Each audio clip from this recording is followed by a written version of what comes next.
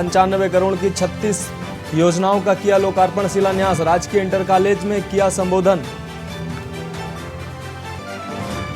Land जिहाद पर सख्त नजर आए सीएम पुष्कर सिंह धामी। कहा, उत्तराखंड में बनी 1000 से ज्यादा मजार, खोदा तो नहीं मिले अवशेष। चमोली में पूर्व सैनिकों ने अपनी मांगों को लेकर गौचर में बैठक की। सैनिकों ने रैली निकालकर पेंशन और अन्य मांगों को लेकर मुख्य बाजार में किया प्रदर्शन। चारधाम यात्रा की तैयारी पर सियासत तेज। नेता प्रतिपक्ष का सरकार पर निशाना। चारधाम तैयारियों को बताया नाकाफी। कॉलेज की आड़ में बेच रहे थे फर्जी डिग्रियां। चेयरमैन समेत 19 आरोपियों के खिलाफ चार्जशीट दाखिल।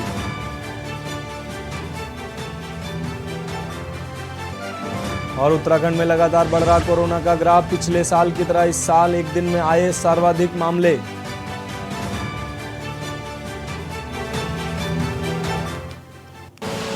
आप देख रहे हैं के न्यूज, खबरों का सारथी। नमस्कार, खबर उत्तराखंड में आपका स्वागत है। मैं हूं मनोज मानस। रुक करते हैं खबरों का। कालाढूंगी विधानसभा में प्रदेश के मुख्यमंत्री पुष्कर सिंह धामी का आज पहला आगमन हुआ। इस मौके पर भाजपा प्रदेश अध्यक्ष महेंद्र भट्ट, सांसद और केंद्रीय रक्षा राज्य मंत्री अजय भट्ट, क्षेत्रीय विधायक वंशीधर भगत के अलावा भाजपा के अन्य पदाधिकारी भी कार्यक्रम में मौजूद रहे। वहीं इस मौके पर मुख्यमंत्री ने विभिन्न कार्य योजनाओं का लोकार्पण और शिलान्यास किया, जिसमें 95 करोड़ की 36 योजनाएं शामिल हैं। मुख्यतः स्वास्थ्य, सड़क, मंडी निर्माण के अलावा पेयजल योजनाएं भी शामिल हैं। मुख्यमंत्री ने नकल विरोधी कानून को प्रदेश में सख्ती से लागू किए जाने की बात कही, जिसमें लोक सेवा आयोग व अधीनस्थ चयन सेवा आयोग द्वारा भविष्य में निष्पक्ष परीक्षण कराए जाने की बात कही। वहीं कार्यक्रम को केंद्रीय रक्षा मंत्री अजय भट्ट, क्षेत्रीय विधायक वंशीधर भगत के अलावा प्रदेश अध्यक्ष महेंद्र भट्ट ने भी संबोधित किया।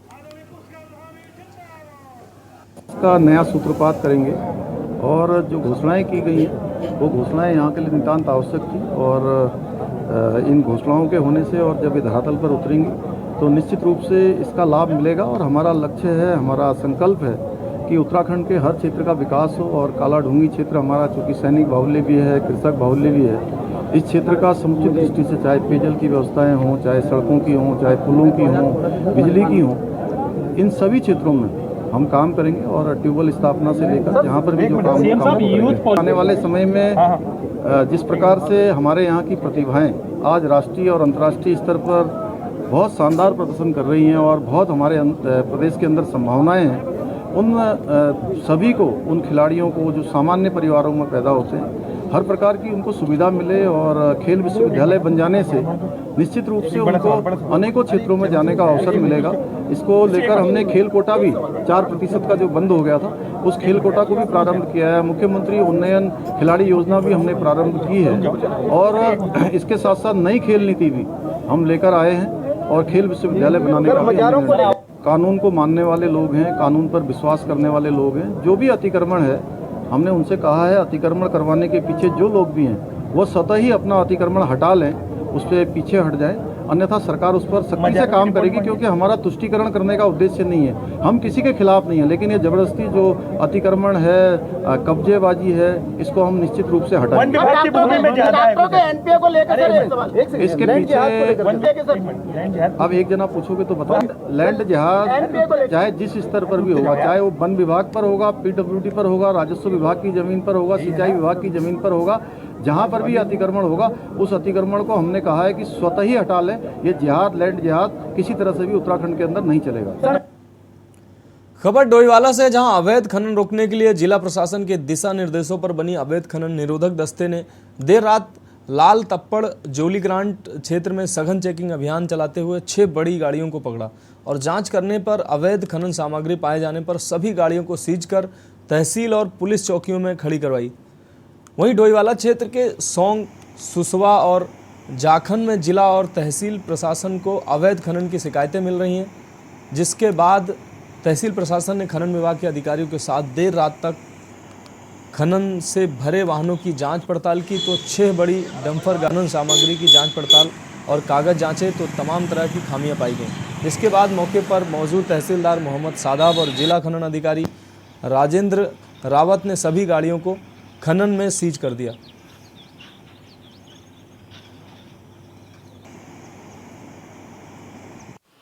अवैध खनन के खिलाफ डोईवाला तहसील प्रशासन ने बड़ी कार्रवाई की है। कल देर रात छापेमारी कर 6 गाड़ियां पकड़ी हैं तहसील प्रशासन ने। तो एक ये डंपर है जो अवैध खनन में पकड़ा है, इसके अलावा 2 डंपर सामने खड़े हैं और साथ ही 3 गाड़ियां जो हैं लाल तप्पड़ पुलिस चौकी में खड़ी कराई है। अवैध खनन निरोधक दस्ता जब से बना है लगातार अवैध खनन के खिलाफ कार्रवाई कर रहा है, लेकिन अभी भी सोंग नदी में कुछ खनन माफिया ऐसे हैं जो मानने को तैयार नहीं है। आज भी सुबह हमने देखा कि किस तरह से वहाँ पे पिकअप लगातार नदियों में खनन कर रही है। तो कहीं ना कहीं राजस्व का नुकसान जो है प्रशासन को है, सरकार को है। इसलिए सरकार को भी कोशिश करनी चाहिए कि अवैध खनन हर हाल में रुके। हालांकि डोईवाला तहसील की अगर बात करें तो प्रशासन और पुलिस लगातार अवैध खनन रोकने के लिए मुस्तैद है। देर रात तक चेकिंग की थी, जिसके बाद 6 गाड़ियाँ पकड़ी गई हैं। तो बड़ी कार्रवाई डोईवाला प्रशासन द्वारा। राजकुमार अग्रवाल, के न्यूज़, डोईवाला। खबर हरिद्वार से है, जहां 4 धाम यात्रा शुरू होने में कुछ ही दिन शेष बचे हैं। उत्तराखंड सरकार यात्रियों को सुविधा के लिए सभी तरह की तैयारियां करने में जुटी है, जिससे देश विदेश से आने वाले श्रद्धालुओं को परेशानी का सामना न करना पड़े। विपक्ष सरकार द्वारा 4 धाम यात्रा को लेकर की जा रही तैयारियों को नाकाफी बता रहा है। हरिद्वार पहुंचे नेता प्रतिपक्ष यशपाल आर्य ने कहा कि 4 धाम यात्रा की तैयारियों को लेकर सरकार गंभीर नहीं है। नेता प्रतिपक्ष यशपाल आर्य का कहना है कि 4 धाम यात्रा की तैयारी को लेकर देखने को मिल रहा है कि सरकार कितनी गंभीर है। 4 धाम यात्रा शुरू होने वाली है मगर तैयारियां पूरी नहीं हो सकी। हरिद्वार में जाम की स्थिति देखने को मिल रही है। आज मैं खुद जाम में फंस गया और हालत खराब नजर आ रहे हैं। फ्लाईओवर का कार्य नहीं हो रहा है। स्थानीय निवासियों को भी काफी परेशानी का सामना करना पड़ रहा है। हाल देख रही हैं आप, क्या तैयारियां हैं, सरकार कितनी गंभीर है, प्रशासन किसमें कितना सचेत है, इसकी कोई वानगी है। अभी 4 धाम यात्रा प्रारंभ होने जा रही है, लेकिन व्यवस्थाएं चाक चौबंद होनी चाहिए थी। आवाजाही में घंटों लग रहे हैं। जाम, पूरा शहर में जाम है। जो मुख्य सड़क है वहाँ जाम है। मुझे भी आने में काफ़ी समय लगा है। तो ये हालात बद से बदतर हो रहे हैं। जो फ्लाईओवर हैं उसके दोनों ओर दीवारें लगा दी गई हैं। खबर चमोली से है। पूर्व सैनिकों ने अपनी मांगों को लेकर गौचर में बैठक करने के बाद सेना से सेवानिवृत्त हुए सैनिकों ने रैली निकालकर पेंशन व अन्य मांगों को लेकर मुख्य बाजार में रैली निकालकर प्रदर्शन किया। दरअसल 1 रैंक 1 पेंशन योजना की विसंगतियों को लेकर सेवानिवृत्त हुए सैनिक प्रदर्शन कर सरकार से अपनी मांग कर रहे हैं कि योजना में जो विसंगतियां हों जल्द से जल्द दूर की जाएं। चमोली में पूर्व सैनिकों ने अपनी मांगों को लेकर गोचर में बैठक की। सैनिकों ने रैली निकालकर पेंशन और अन्य मांगों को लेकर मुख्य बाजार में प्रदर्शन किया।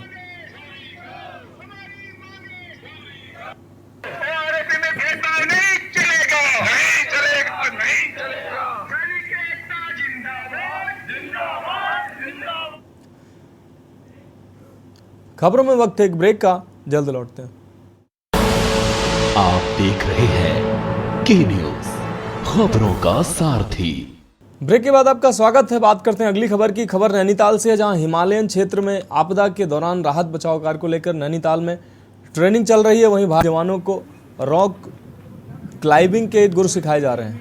जनवरी में रक्षा मंत्री राजनाथ सिंह ने इसका शुभारंभ किया, जिसके बाद देश भर के 1400 लोगों को चयनित किया गया, जिसमें 94 महिलाएं भी हैं, जिसमें 27 का चुनाव हुआ है। नैनीताल माउंटेन क्लब में आयोजित इस कोर्स में जुमार और रस्सी के सहारे कठिन वक्त में हिमालय इलाके में राहत बचाव की जानकारी दी जा रही है। इसके बाद इन 27 लोगों को दूसरे चरण में जोशीमठ के नीति और घनसाली में आइस क्राफ्ट और स्नो क्राफ्ट की ट्रेनिंग दी जाएगी। आपको बता दें कि भारतीय सेना और क्लॉन्ग ग्लोबल इन जवानों को विषम परिस्थितियों में धैर्य के साथ कैसे बचाव करना है इसके गुर सिखा रहा है। इसके पीछे ये मकसद है कि हमने स्पेशल फोर्सेस में ये देखा है कि एक्सट्रीम फिजिकल एक्टिविटीज़ के तहत ह्यूमन बीइंग्स का कॉन्शियसनेस एक्सपेंशन होता है। बंदों का लाइफ का नज़रिया, पर्सपेक्टिव चेंज हो जाता है और ये सब एक्टिविटीज़ कैरेक्टर बिल्ड करती है। तो हमारा मकसद है कि जो स्पेशल फोर्सेस के वेटरन्स जो हैं, हमारे पास ये स्किल्स बहुत हाई डिग्री में हैं और फ़ौज की सेवा के बाद वो ऐसे अवसर ढूंढते हैं जहाँ पे उनकी स्किल और उनका जो मानसिकता है वो जो है सामाजिक सेवा में लग जाए। तो हम इंडिया में 60 to 70% पॉपुलेशन यूथ है, तो हमने ये एक मौका देखा था कि स्पेशल फोर्सेस वेटरन्स की ये स्किल सेट्स और माइंडसेट यूथ को अगर दे दिया जाए, वो अपने लाइफ को जो है किसी वॉक ऑफ लाइफ में भी अपने लाइफ को बेहतर तरीके से जी सकते हैं। एडवेंचर टूरिज़्म क्योंकि डेवलप हो रहा है, तो इसमें एम्प्लॉयमेंट की अपार संभावना है। तो हम लोग ये चाहते हैं कि NTMC के थ्रू हम लोग जितनों को ट्रेन करें और उनका सेल्फ एम्प्लॉयमेंट हो जाए और आगे बढ़ें। बहुत हमारे बच्चे पहले सेटल भी हो चुके हैं ये वाले फील्ड में। खबर लक्सर से है, जहां लोक निर्माण विभाग राष्ट्रीय राजमार्ग देहरादून के द्वारा लगभग 24 करोड़ की लागत से बनाया गया पुल 100 पीस बनकर खड़ा हुआ है। वहीं ग्रामीण भी अपनी जान जोखिम में डालकर सोलानी नदी को पार करने के लिए मजबूर हैं। 27 फरवरी 2021 को पुल का निर्माण शुरू किया गया था। आपको बता दें कि पुल तो बनकर तैयार कर दिया गया, लेकिन पुल को जोड़ने वाले संपर्क मार्ग नहीं बनाए गए। सालों बीत गए लेकिन पुल के संपर्क मार्ग नहीं बनाए जा सके हैं। ग्रामीण कई बार शिकायत कर चुके हैं, लेकिन विभाग संपर्क मार्ग बनाने के लिए नींद से नहीं जाग रहा है। समस्या जस की तस बनी हुई है।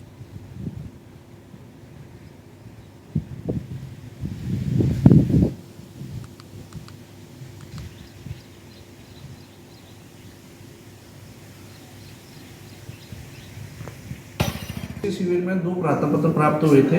एक तो मथारा में जो PWD द्वारा पुल बनाया गया उसकी अप्रोच अभी तक नहीं बनी है।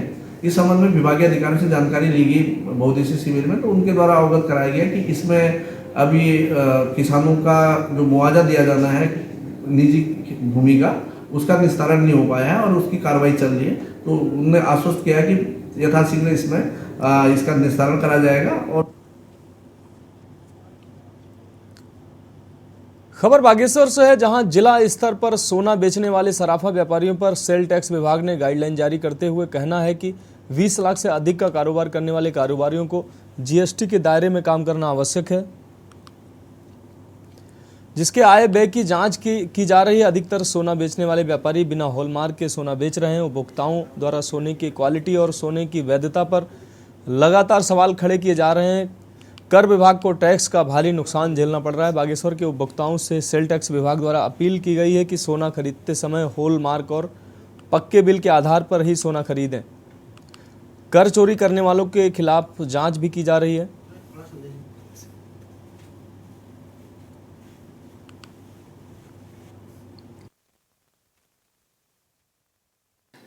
बागेश्वर में जो 20 लाख से ऊपर जो है जितने भी उनको व्यापारी वगैरह हैं, वो हमने समय समय पर पंजीयन के कैंप और पेपर के माध्यम से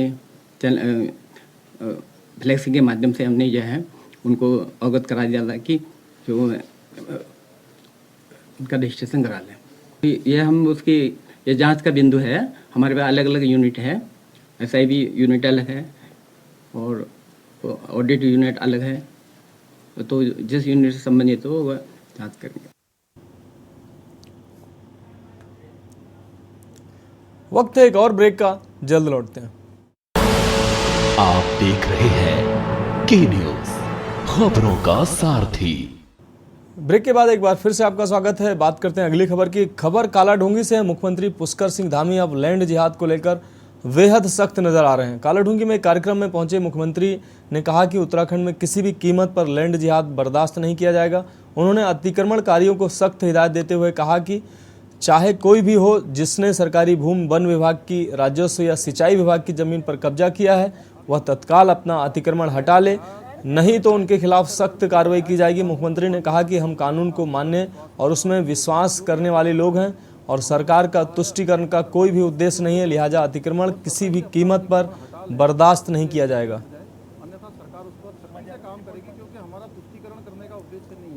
हम किसी के खिलाफ नहीं है, लेकिन ये जबरदस्ती जो अतिक्रमण है, कब्जे, कानून को मानने वाले लोग हैं, कानून पर विश्वास करने वाले लोग हैं। जो भी अतिक्रमण है, हमने उनसे कहा है अतिक्रमण करवाने के पीछे जो लोग भी हैं वो स्वतः ही अपना अतिक्रमण हटा लें, उस पर पीछे हट जाए अन्यथा सरकार उस पर सख्ती से काम करेगी, क्योंकि हमारा तुष्टीकरण करने का उद्देश्य नहीं है, हम किसी के खिलाफ नहीं है, लेकिन ये जबरदस्ती जो अतिक्रमण है, कब्जेबाजी है, इसको हम निश्चित रूप से हटाएंगे। जहाज चाहे जिस स्तर पर भी होगा, चाहे वो वन विभाग पर होगा, PWD पर होगा, राजस्व विभाग की जमीन पर होगा, सिंचाई विभाग की जमीन पर होगा, जहां पर भी अतिक्रमण होगा उस अतिक्रमण को हमने कहा है कि स्वतः ही हटा लें। ये जिहाद, लैंड जिहाद किसी तरह से भी उत्तराखंड के अंदर नहीं चलेगा।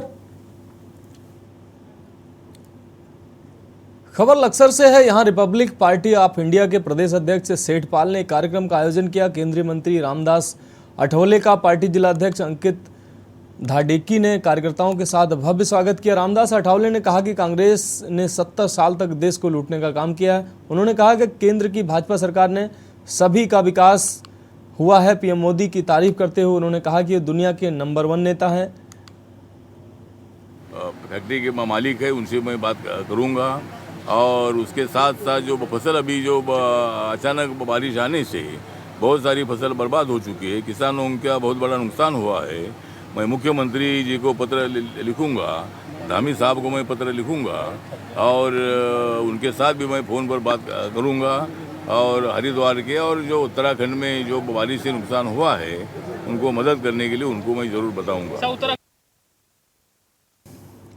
खबर लक्सर से। लक्सर तहसील सभागार में उप जिलाधिकारी गोपाल राम बिनवाल ने अमीनों और लेखपालों के साथ बैठक की। उन्होंने अवैध खनन और प्रमाण पत्रों में लापरवाही बरतने पर सख्त कार्रवाई करने की जानकारी दी। उप जिलाधिकारी ने बताया कि अधिकांश बच्चों को प्रमाण पत्र विद्यालय में एडमिशन के लिए ज़रूरत पड़ रही है, लेकिन समय पर प्रमाण पत्र नहीं मिलने पर प्रवेश लेने में दिक्कतों का सामना करना पड़ रहा है। युवाओं को नौकरी पाने के लिए प्रमाण पत्रों का संलग्न करना पड़ रहा है, लेकिन प्रमाण पत्र जारी होने की वजह से समय पर नौकरी के लिए आवेदन नहीं कर पा रहे हैं। उन्होंने लेखपालों को साफ तौर पर चेतावनी दी कि अगर क्षेत्र में कहीं भी अवैध खनन होने पर तत्काल राजस्व विभाग के नियमानुसार कार्रवाई करने के निर्देश दिए।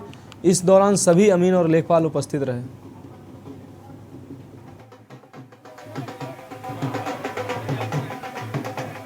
प्रदेश सचिव जोगेंद्र जी और जिला बागेश्वर, इसलिए मैं आया हूँ।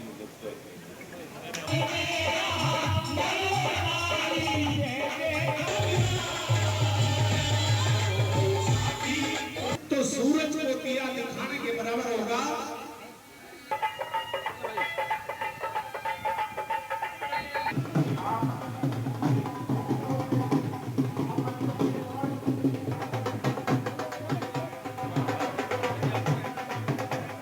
प्रदेश सचिव जोगेंद्र जी और जिला बागेश्वर, इसलिए मैं आया हूँ।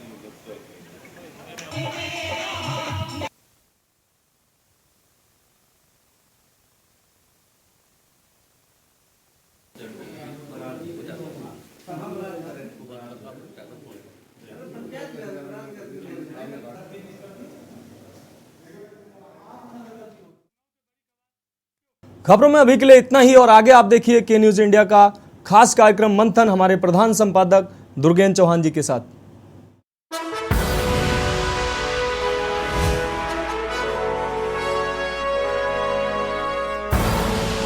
आप देख रहे हैं के न्यूज खबरों